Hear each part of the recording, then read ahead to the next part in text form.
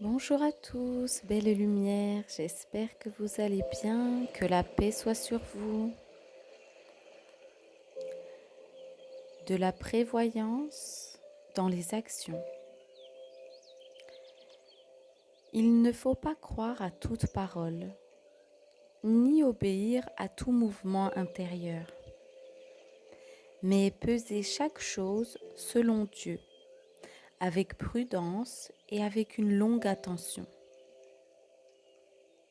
Hélas, nous croyons et nous disons plus facilement des autres le mal que le bien, tant nous sommes faibles. Mais les braves personnes n'ajoutent pas foi aisément à tout ce qu'ils entendent, parce qu'ils connaissent l'infirmité de l'homme, enclin au mal et léger dans ses paroles. L'homme a vite tendance à se vanter de ce qu'il sait, ou de ce qu'il a fait, de comment il est, mais la réalité en est tout autre. C'est une grande sagesse que de ne pas agir avec précipitation et de ne pas s'attacher obstinément à son propre sens. Il est encore de la sagesse de ne pas croire indistinctement tout ce que les hommes disent et ce que l'on a entendu ou cru, de ne pas aller aussitôt le rapporter aux autres.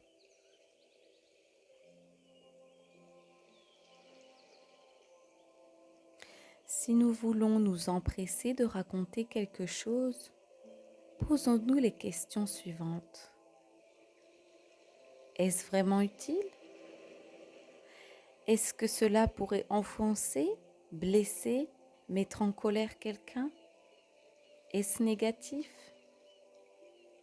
Si les réponses sont oui, et bien souvent elles le sont, alors préservons nos langues. Prenez conseil d'une personne sage et de conscience et laissez-vous guider par une autre qui est plus sage que vous, plutôt que de suivre vos propres pensées. Il faut pouvoir agir seul dans certains cas, ou même souvent, certes.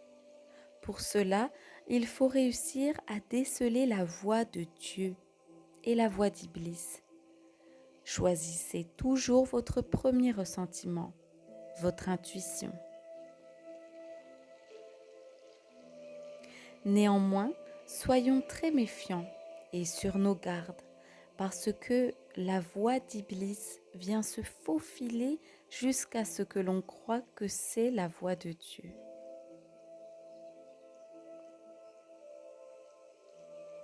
Une bonne vie rend l'homme sage selon Dieu et lui donne une grande expérience. Plus on sera humble et soumis à Dieu, plus on aura de sagesse et de paix en toutes choses. Et je conclurai avec ceci. Dieu doit être la dernière fin de nos actions comme de nos désirs. Il est nécessaire qu'en agissant, nous évitions de nous abandonner aux mouvements précipités de la nature dont le penchant est de tout rapporter à soi. Et comme personne ne se connaît lui-même et ne peut dès lors être son propre guide, la sagesse veut que nous ne faisions aucune démarche de quelque importance avant d'avoir pris conseil, en esprit de soumission et d'humilité. Cette juste défiance de soi prévient les chutes et purifie le cœur. Le conseil vous gardera, dit l'Écriture, et vous retirera de la mauvaise voie. Ce podcast touche à sa fin. Que la paix soit sur vous, douce lumière.